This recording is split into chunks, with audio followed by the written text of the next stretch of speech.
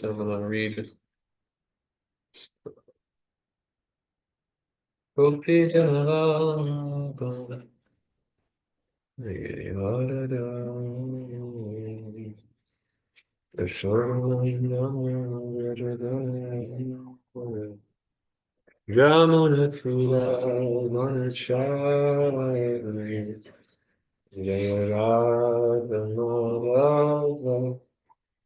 Hare Krishna, Vishal.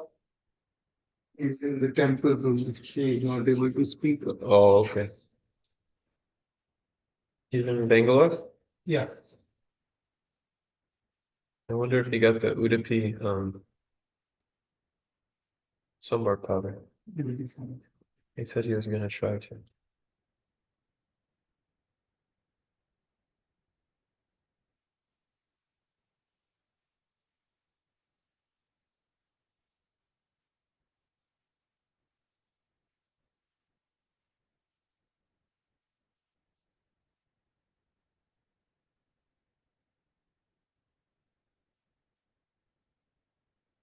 Om Namo Bhagavate Vasudevaya. Om Namo Bhagavate Vasudevaya. Om Namo Bhagavate Vasudevaya. Om Namo Bhagavate Vasudevaya. Om Namo Bhagavate Vasudevaya. Om Namo Bhagavate Vasudevaya. Narayanam Namaskritya.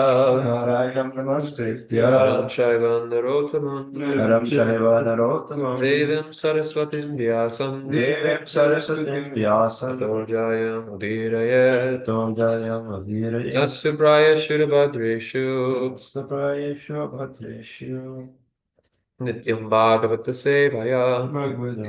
Bhagavata Sevaya. Bhagavati Uttama Shloke. Bhagavati Uttama Shloke. Bhaktir Bhavati Naishtaki. Bhaktir Bhavati Naishtaki. Krishnaya Vasudevaya. Krishnaya Vasudevaya. Devaki Nandanaya Cha. Devaki Nandanaya Cha. Nanda Gopa Kumaraya. Nanda Gopa Kumaraya. Govindaya Namo Namaha. Govindaya Namo Namaha. Swanubhavam Akila Shruti Saranekam Adhyatma Deepam Atiti Shatam Dhamonindam Samsarinam Karunayaha Purana Guyam Tam Vyasa Sunam Upayami Guru Mubinam Chitve Hutva Cha Panchatvam Ritve Hutva Cha Panchatvam. Tachcha Katve Juhon Munihi Tachaikatve Juhonmuni. Sarvam Atma Aju Hayavim Sarvam Atmanya Juhavi. Brahman Atmanam Avaye Brahmanyatmanam Abhyaye. Chidve Hutva Cha Panchatvam Ritve Hutva Cha Panchatvam. Tachchai Katve Juhon Muni Tachaikatve Juhonmuni. Sarvam Atman Ajuhavim Sarvam Atmanya Juhavi. Brahman Yatmananam Avaye Brahmanyatmanam Abhyaye. Chitve Hutva Cha Panchatvam Ritve Hutva Cha Panchatvam. Tachchai Katve Juhon Munihi Tachaikatve Juhonmuni. Sarvam Atmya Ajuhavim Sarvam Atmanya Juhavi. Brahman Yatmanya Vavyaye Brahmanyatmanam Abhyaye. Chitve Chitve. into three qualities. These are the three qualities. Hutva Hutva. having offered. Having offered. Cha also. Panchatvam Panchatvam. five elements. Five elements. Sat Tat. that. Cha Cha. also. Ekatve. In one nations. In one nations. Ajuhot Ajuhot. amalgate amalgamated Amalgamated. Munihi the thoughtful Sarvam total The sum total. Atmani in the soul Ajuhavit fixed Brahmani onto the spirit Atmanam the soul Avayavyaye unto the inexhaustible Thus, annihilating the gross body of the five elements into three qualitative modes of material nature, he merged them into one nescience and then absorbed that nescience in the self Brahman, which is inexhaustible in all circumstances. Purport: all that is manifested in the material world is the product of the Matattva Advyakta, and things that are visible in our material vision are nothing but combinations and permutations of such variegated material products. But the living entity is different from such material products. It is due to the living entity's forgetfulness of his eternal nature, as an eternal servitor of the Lord, and his false conception of being a so-called Lord of the material nature, that he is obliged to enter into the existence of false sense enjoyment. Thus, a concomitant generation of material energies is the principal cause of the mind's being materially affected. Thus, the gross body of the five elements is produced. Maharaj Yudhishthira reversed the action and merged the five elements of the body in the three modes of material nature. The qualitative distinction of the body as being bad, good, or mediocre is extinguished, and again the qualitative manifestations become merged in material energy, which is produced from a false sense of the pure living being. When one is thus inclined to become an associate of the Supreme Lord, personality of God, and one of the innumerable planets of the spiritual sky, especially in Goloka Vrindavan, one has to think always that he is different from the material energy. He has nothing to do with it, and he has to realize himself as pure spirit Brahman, qualitatively equal with the Supreme Brahman, Parameshvara. Maharaj Yudhishthira, after distributing his kingdom to Parikshit and Vajra, did not think himself emperor of the world or head of the Kuru dynasty. This sense of freedom from material relations, as well as freedom from the material engagement of the gross and subtle encirclement, makes one free to act as a servitor of the Lord, even though one is in the material world. This stage is called the Jivan Mukta stage, or the liberated stage, even in the material world. That is the process of ending material existence. One must not only think that he is Brahman, but must act like Brahman. One who only thinks himself Brahman is an impersonalist, and one who acts like Brahman is a pure devotee. Om Ajnanatimidandasya Jnananjana Shalakaya Chakshurun Militam Yena Tasmai Shri Gurave Namaha Shri Chaitanya Manobhistam Sthapitam Yena Bhutale Swayam Rupa Kadamayam Dadati Swam Padantikam Vandeham Shri Guru Shri Yuta Parakamalam Shri Guru Vaishnavamscha Shri Rupam Sagrajatam Sagana Raghunatham Vitam Tam Sajivam Sarvaitam Savadutam Parijana Sahitam Krishna Chaitanya Devam Shri Radha Krishna Padan Sagana Lanta Shri Vishakam Vitam Scha He Krishna Karuna Sindhu Dinabandho Jagatpate Gopeshwa Gopika Kanta Radha Kanta Namostate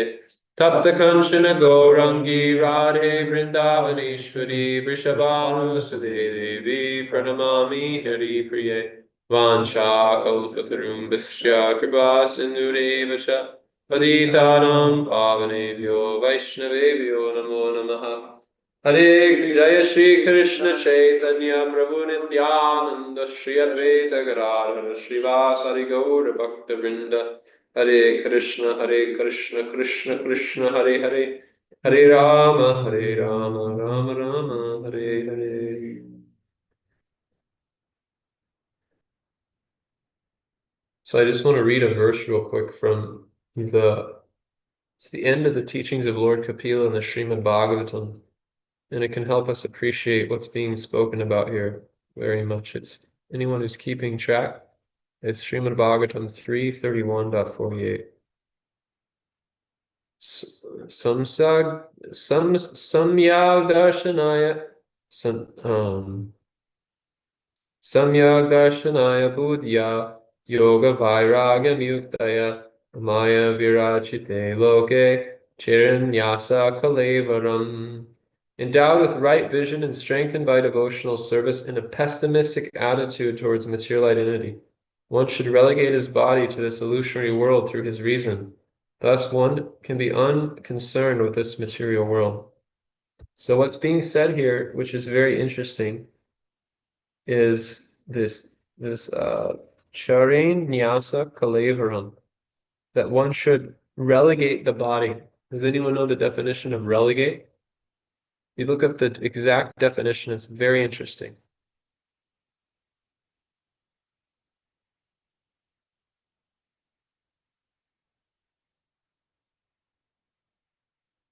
So the definition I've got is to consign or dismiss to an inferior rank or position, downgrade, lower, put down, banish, exile, demote, degrade. So basically, the importance which you give to your body is demoted, is what Kapila Dev is saying.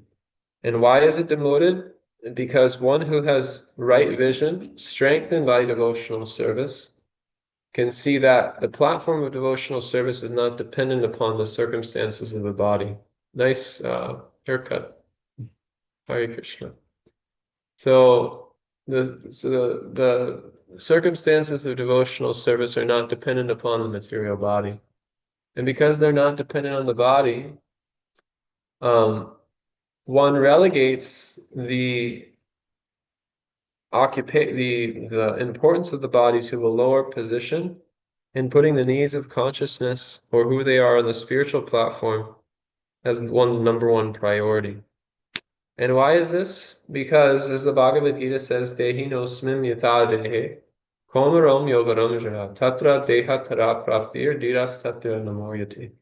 Actually, we are consciousness before we have this body, we're consciousness while we have the body, we'll be consciousness after we have the body. So the only thing which is kind of uncertain in this world is the position of the body. That the world was here before our body was here, and the world will exist after our body was here. And the elements which make up the body were here, and then the elements which made up the body will exist afterwards. And actually, the elements which compose our body will enter back into the world at the end. So we receive the body from the material energy, which is kind of produced by the semen and the ovum of a man and woman. And that the potency to produce that comes from the eating of grains. And those grains ultimately come from the rainfall. And that rainfall is meant to come from yajna. And then in certain cases, it comes from sinful activities in the form of fierce rainfall. And then regardless, we're always dependent upon the grains of this world. And the grains which nourish the body is what gives the man potency in order to produce semen, which has the potency to for a soul to take shelter of that body and then give life to the body, so then the body grows. But ultimately, at the end, the energy and the potency from which that body was produced from enters back into the thing which it came from, which is the material energy. So the Bhagavad Gita explains that although the body is changing through the various phases of life and may be going through, who we are as consciousness is remaining the same.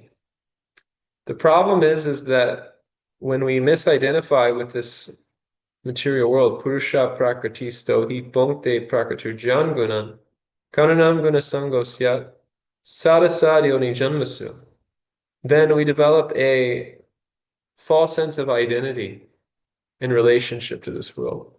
And that false sense of identity in relationship to the world, that produces so much unwanted suffering. Because that thing which is ultimately going to diminish and enter back into the world, we develop a sense of identity with. So we're trying to maintain an everlasting sense of identity in that which is inherently temporary. So we don't find the satisfaction which we're actually looking for. So Kapila Dev is explaining that through right vision, which means see that your body is temporary. See that the circumstances of this world are temporary. And strengthen that conviction on the basis of devotional service. So that's being said here by Srila Prabhupada in the purport. One must not only think that he is Brahman, but must act like Brahman as well. So if one systematically picks apart the construction of the material body, Bhumir apana vayu kahamana burevacha hankara itiyam me binam prakritir ashtaka.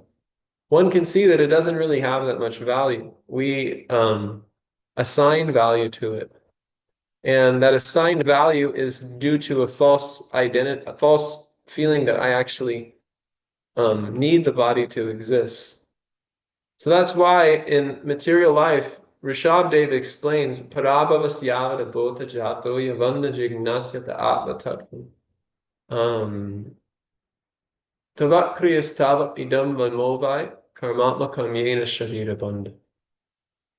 That as long as one doesn't engage in tattva jignasya, atma jignasya, then all of one's activities in this world will be full of misery and defeat. Because one may feel like they have a temporary sense, like I've accomplished this world, I've done something great, but ultimately it will be defeated and one will become miserable. So no matter how high one rises in the world, no matter how one rises up in the corporate ladder and the academic arena, ultimately all of that is temporary. So I've recently heard this story from Swami Bhagavan Kesha Maharaj. He explains that once there was these fellows who came to New York for a bachelor's party, and they stayed in like the biggest hotel in New York City, the Hilton Hotel. It's like an 80-story hotel, and they got the penthouse suite on the top floor. So they went out to New York City to have a good time, and they got back late at night, and the elevator was broken. And you know what it meant? You have to walk up the stairs. 80 flights of stairs. That's a long time, especially if you're tired. So they were walking up the stairs and they were just telling stories to each other to pass the time. And as they got to the top, and they got to the 70th floor, one of them was quiet the entire time. And they said, What's your story? And he said, well, I have the saddest story of all. He said, we're almost to the top floor, but I forgot the key at the reception desk. So what does this mean is that people, they rise so high with the identity which they assign themselves, which they concoct for themselves in relationship to this temporary body. And they finally attain that which what they're looking for. They finally get, the position, they finally get the credibility, they finally get the car, they finally get the wife, they finally get the house, they finally get all of that. But then when they get there, they realize they're not happy at all. So Jim Carrey, he said that I hope that everyone can become rich and famous to realize that happiness is not there. Because everyone in this world is working so hard to become rich and famous. But the person who's become rich and famous, Jim Carrey is like one of the most respected like comedians of all time. And he says that you rise to the top and happiness still isn't there. So people work so hard in order to create an identity for themselves and assign a concocted idea of who they are within this world. But then they forget the key to happiness at the reception desk, despite the fact that they rose so high. So the biggest lie which exists in our society, the biggest conspiracy theory which is out there, and although it's been proven wrong time and time again, and although it's been shown that it doesn't work, is that people think they can find happiness in material position, in material relationships, in material achievement, in material possessions. But this is the biggest lie of all time. It's not possible, because the instrument which one tries to enjoy those objects with, and the objects themselves, they're categorically different from who we are as consciousness. They're temporary and our consciousness is eternal.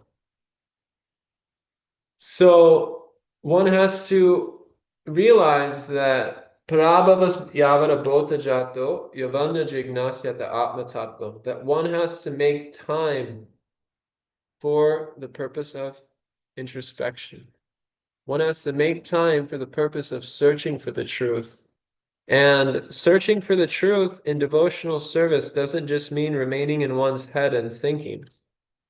When one becomes aware that Krishna is the ultimate goal of life, searching for the truth means service. So our search begins with service. When we have a service, that is a declaration that my consciousness is becoming inclined towards, as Srila Prabhupada says, when one is thus inclined to become an associate of the Supreme Lord, the personality of God, and one of the innumerable planets of the spiritual sky, especially in Goloka Vrindavan, one has to always think that he is different from the material energy, and he has nothing to do with it, and he has to realize himself as pure spirit Brahman, qualitatively equal with the Brahman, Supreme Brahman, Parameshvara. So when one's consciousness is becoming inclined towards transcendence and ultimately being disinclined towards the monotonous, useless work of this world, then one has to begin to search for Krishna in the mood of service. And that means finding a service which you can live for and finding a service which you can die for. And when one has that, then they can go beyond the false identification of the material body. Because Sarvapati Vinirmuktam Bena Nirmalam Rishikesha Sevanam Bhakti Ruchate. That the senses have to be fully engaged in Krishna service. They have to have something which they're constantly contemplating. It means that the temporary body is completely existing on the position of who we are as consciousness. And when that bodily conception is becoming purified on that plane of consciousness, then all material conceptions are removed by the potency of that plane of consciousness. So that is what Maharaja Yudhisthira is doing. He has constructed an identity for himself, and he dealt with the various responsibilities of that identity very responsibly. But the position of Vedic civilization was such that at one point one understood the need to wrap things up. And one understood the need to re-identify as consciousness. That, yeah, one may have to accept various designations in this world. But if one doesn't work to purify the consciousness, Rishabdev says, Tavat kriyas tava idam manovai karmatmakam yena sharira bandha. That the activities which you perform in this world, tavat kriyas tava idam manovai, they create an impression in your consciousness. It's just like when you're walking on the beach and there's impressions of your feet in the sand. And if those impressions don't get washed away by the potency of devotional service, yadpada pankaja vilasa vilasa bhaktya karma shrayan ugranti tam ugrayanti shankam tadvana rikta matayo yatayo pirudha shoto ganastararanam bhajan devam. This verse in the 4th canto says that our consciousness has to be washed clean by the vilas of serving Krishna's lotus feet. That search for Krishna has to become so exclusive and so strong that all other endeavors to try to achieve happiness or try to imagine happiness with this in this world are completely wiped away. And those desires to want to enjoy within this world, it comes from the activities we perform, and those activities create the impression, and then those impressions are our desires. So the activities we perform, they produce the desires which we have within our consciousness. The activity we do, it creates a mold within our consciousness, and then karmatmakam yena sharira bandha. According to the karmatmakam, the coloring of your consciousness, karmatmakam yena sharira bandha. One is bound to another body. That's why there's so many different varieties of life in this world. So if one has to become entangled in a particular bodily conception of life, then one has to disentangle themselves from that conception of life. And that disentanglement means engaging in devotional service with full intensity. Because as long as the consciousness is not fully engaged in devotional service, then tadvanda rikta matayo yatayo pirutas. The mind will remain empty, and all that will fill in is the karma of our previous activities. And when the force of those desires of that karma manifests within our subtle body, then one will be swept away by those desires. One will be forced to act on those desires. And then what's the result of that? Shariram yadavatnoti yat shabi ukrama ishvaraha grihe pani samyanti vayor gandani vashayat.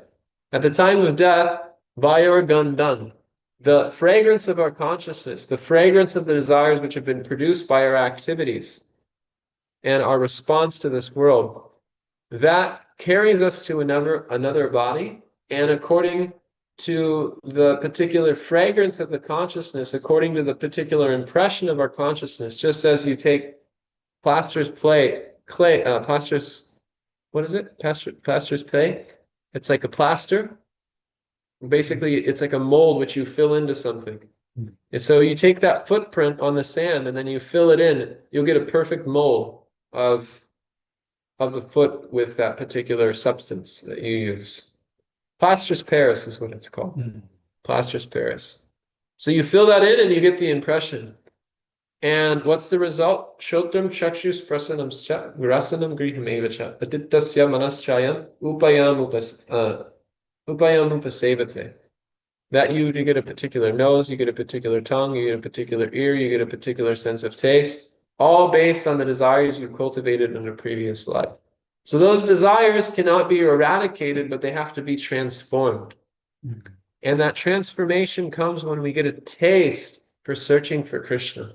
And searching for Krishna means being fully absorbed in the service of Krishna. So we have to find a service which we can live for and we can die for. And when we have a service which we can die to live for, then that reorients our consciousness towards being fixed on Krishna. And that reorientation of consciousness positions one in the realization that I'm an eternal servant of Krishna. All the clutter of one's consciousness is removed. All the impressions of one's consciousness is moved. I was trying to remember a verse yesterday, but I wasn't able to get the full thing. It was, it's that verse from Bhakti Rasamrita Sindhu. It says, Kutam Bijam Palambukam Kramnaivana Paliyeta Vishnu Bhakti Ratatmana. I couldn't remember the first one.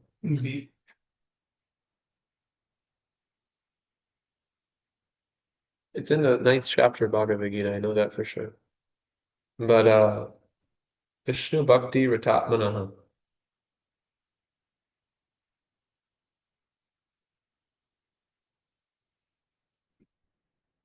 Kutam It's my Bhagavad Gita.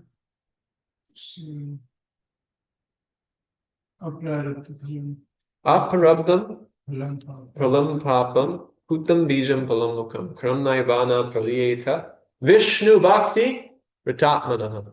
So all of these impressions, all of these desires, and all of these deep-rooted subconscious fragrances of our consciousness, these are known categorically as kutas, which is unconscious desire, which is resting within our subconscious mind. Bijam, which is our conscious desires to want to enjoy separately from Krishna. Papam is the manifestation of actually engaging in those activities. And aparabdam means the propensity to perform that activity again. And then phalam means the result of having performed that activity. So the Bhakti Rasamrita Sindhu, the book Nectar of Devotion, explains that the first manifestation that one's engaging in pure devotional service is Klesh Agni, that all of one's kleshas are removed. And it's removed because aparabda palam papam kutam bijam palamukam krannaivana praliyeta Vishnu Bhakti Ratatmana. Because all of those subconscious desires in the very root of those desires are eradicated by the potency of devotional service. So we have to find a service which we can live for and which we can die for. And when our consciousness is fully fixed on that plane of existence, then the identification with the material body is completely eradicated. And the way this is cultivated, as I read in that verse earlier,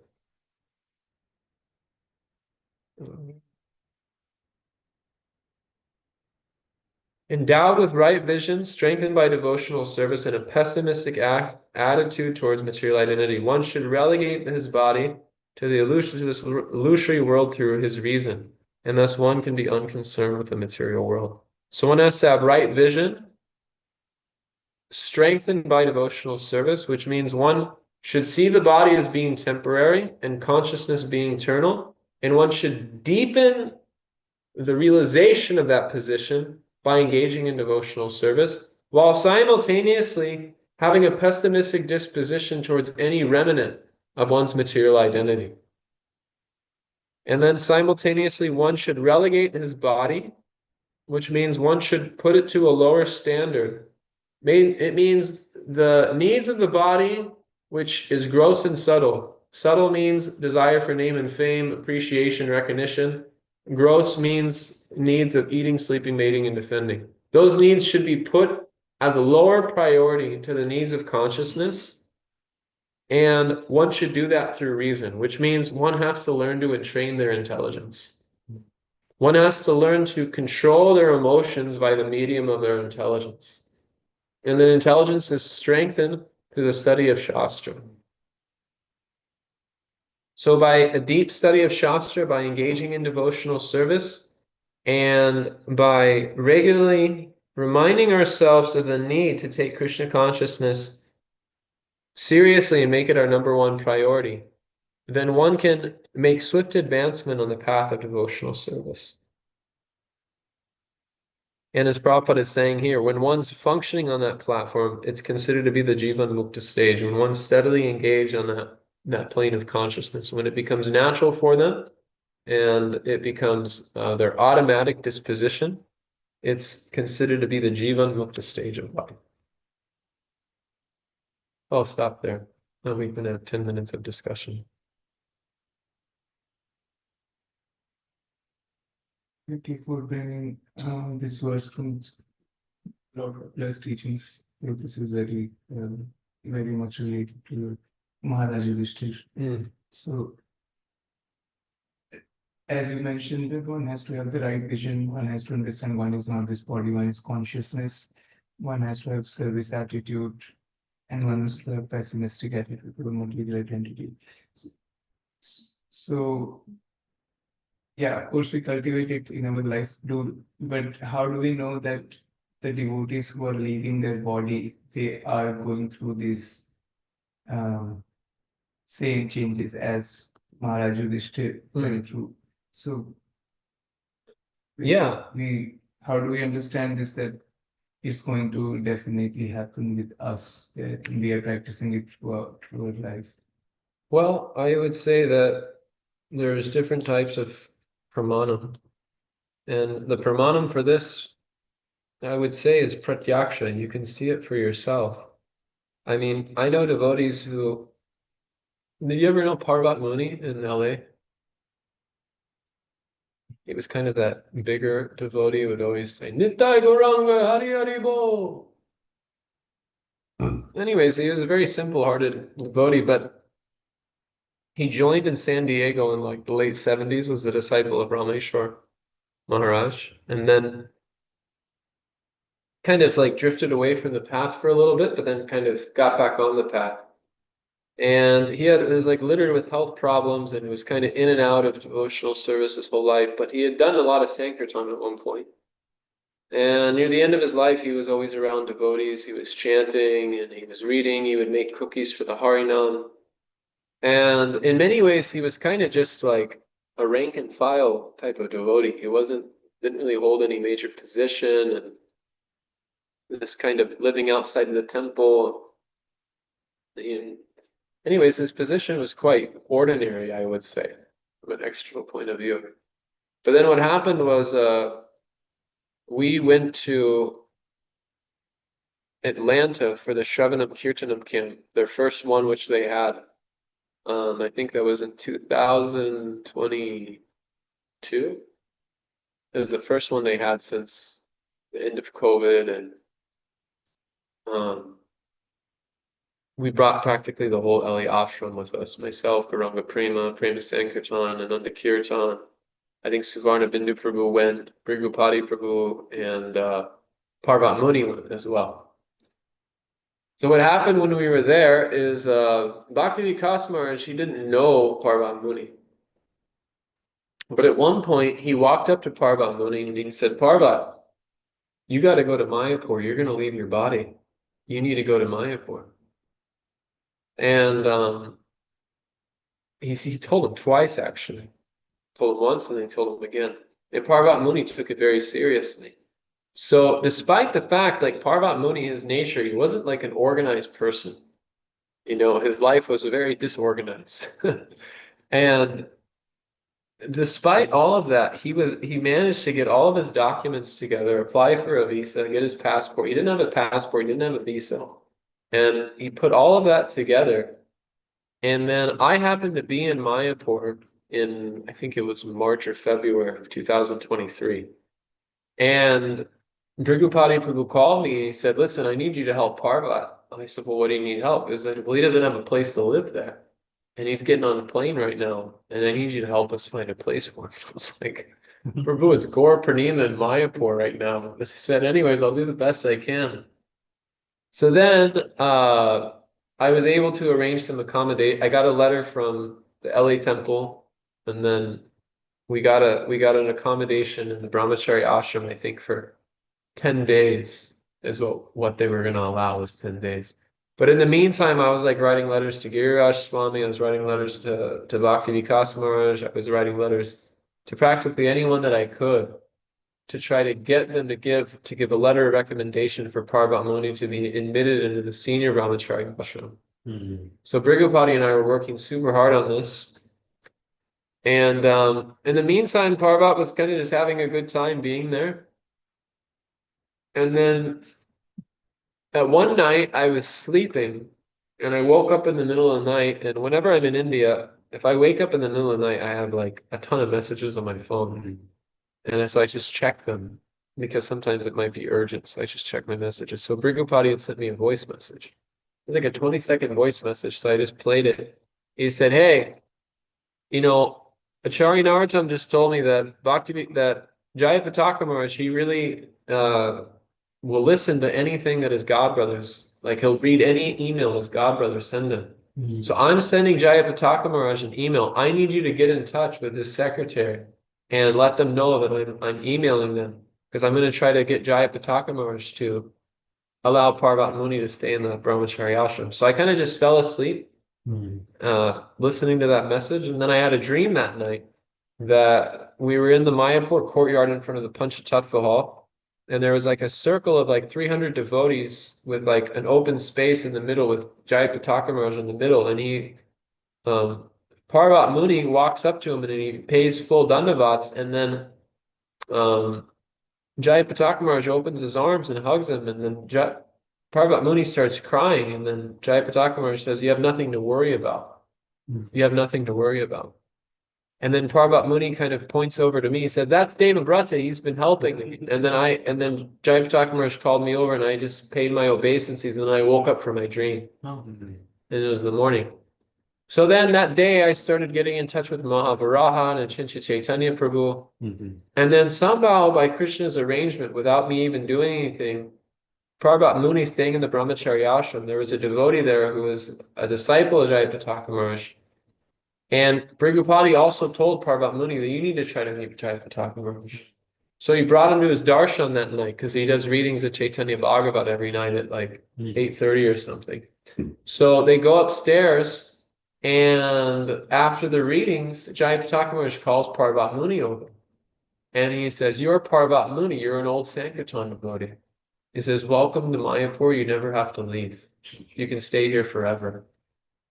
So then shortly he said, but right now just stay in like the regular Brahmachari ashram. After Gaur Purnima, I'm going to get you settled in the senior Brahmachari ashram. So, I mean, it was miraculous. And so then after that, I ran into Parvat Muni and he didn't look so well, health speaking. And he was just like trying to buy me lunch or something. I said, okay, we'll do it. But, I'm a little bit busy right now. So then I get a call from Brigupati like 2 days later, and he told me that Parvat Muni's in the hospital. I'd already left Mayapur. And basically his health was horrible. He had cirrhosis of the liver, non-alcoholic cirrhosis of the liver, and a bunch of like internal organs problems and stuff like that. So anyways, he was in the Mayapur hospital, and they really don't have the facility to kind of take care of him. So they were thinking of like moving him to a better hospital. He said, no, I want to stay in Mayapur. I want to stay in Mayapur. So then Mahavaraja and Jayapataka Maharaj, they arranged a room for him with a hospital bed and everything in Vamsi Bhavan. And he stayed there for about a month and a half, and then he left his body in Mayapur.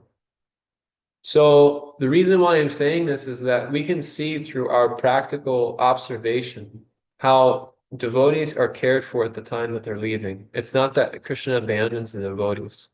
And if Krishna has gotten us this far in our devotional service so far, then if as long as we remain fixed in the practice, Krishna will continue to be there for us.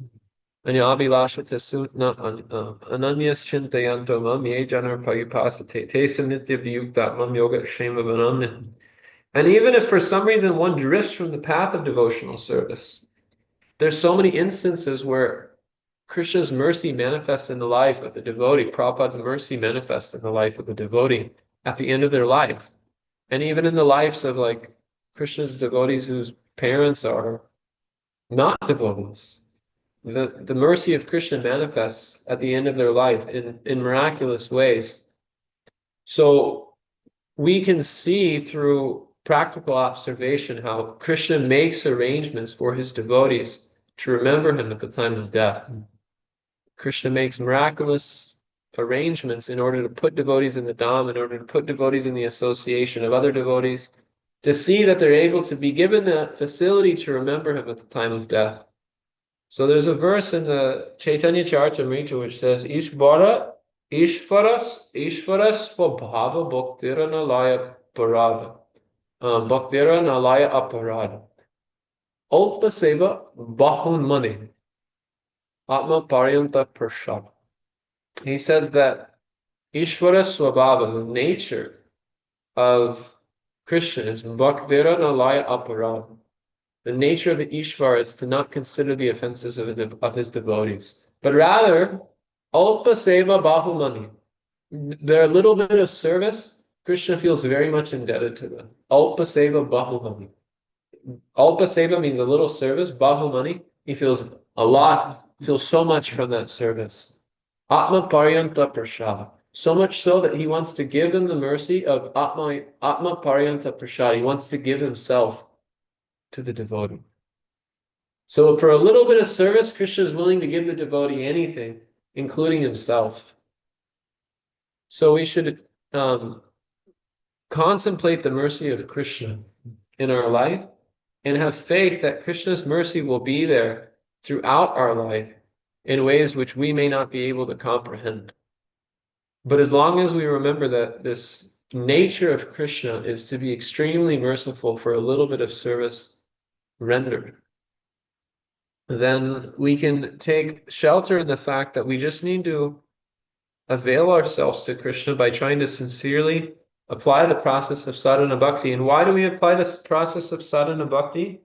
The process of sadhana bhakti in the Bhakti Rasamrita Sindhu is Kriti Sadyas Bhavat Sadhya Bhavasa Sadhanavita Nityasiddhasya Bhavasya Prakritam Hidya Sadyata.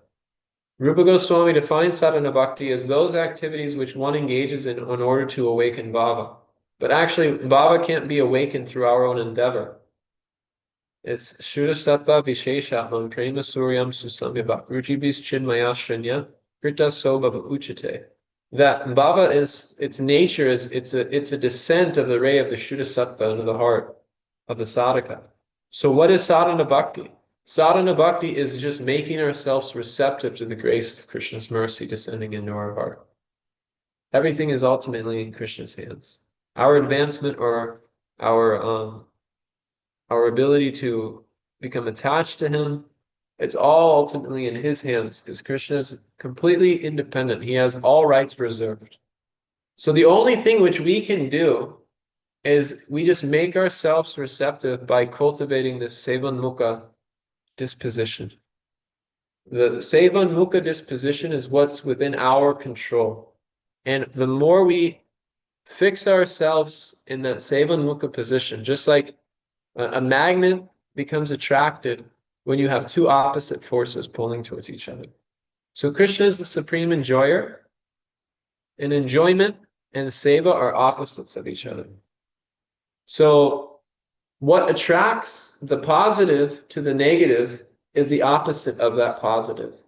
So if one tries to take the position of being the enjoyer, if one tries to take the position of being the controller, one tries to take the position of being the proprietor, then that repels the positive because there's a positive there. So one has to fix themselves in the negative. And the negative is that sevan mukha, that sevan muk disposition, our humble willingness to serve Krishna in any and all circumstances. That attracts the positive to the negative.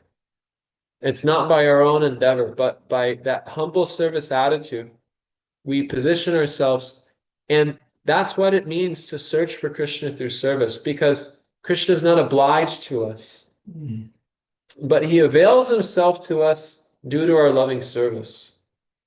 So we have to search for Krishna through our service. It may sometimes feel in our devotional service that Krishna is there.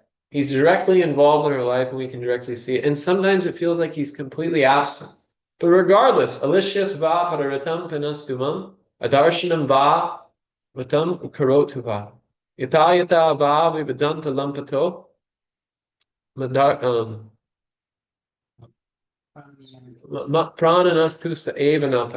regardless, whether Krishna is reciprocating in my life or whether he's leaving me absent, it's completely superfluous to me. I don't serve Krishna on the basis of conditions. I serve Krishna on the basis that he's my Lord and Master no matter what. And he's completely independent to avail himself to me or to withhold himself from me. But my mood is always, let me just be of service. And so the devotee never wants to be brought directly into Krishna's association. You'll find in the most elevated books of our Vaishnava Sampradaya, our acharyas, they'll always take the position of wanting to be a little bit distant from Krishna. They never take the position that I want to enjoy Krishna. Rather, they want to assist in seeing that Krishna experiences the most enjoyment. What gives Krishna the most pleasure?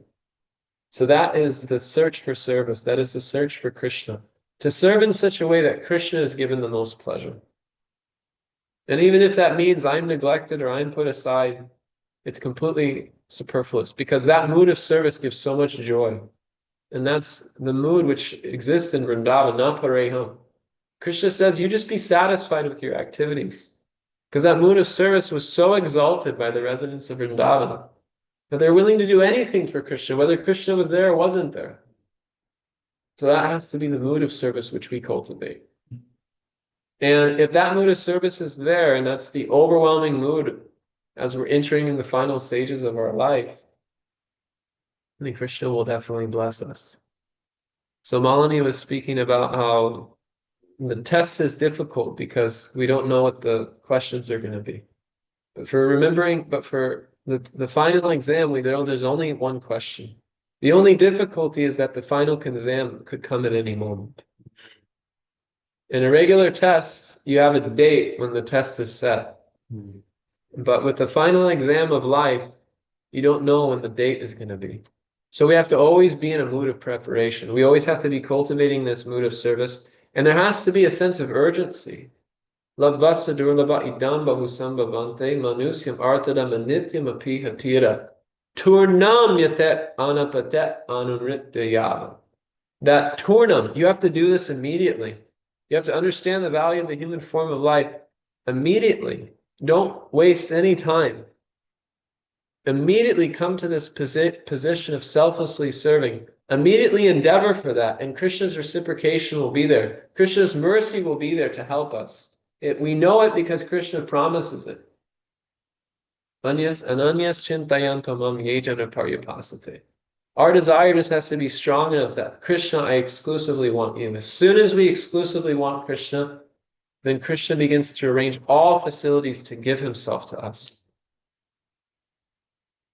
That's a very drawn out answer. Thank you. Thank you so much. Okay, Krishna. Okay. Sattva, do you have anything to say?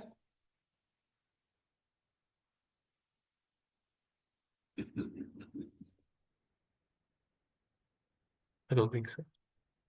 Okay. Adinath Krishna? He's probably driving. Oh, he's doing the hands. Hare Krishna. Okay, speak now or forever hold your peace. Okay, Hare Krishna. Okay, thank you all very much. Hare Krishna. Hare Krishna.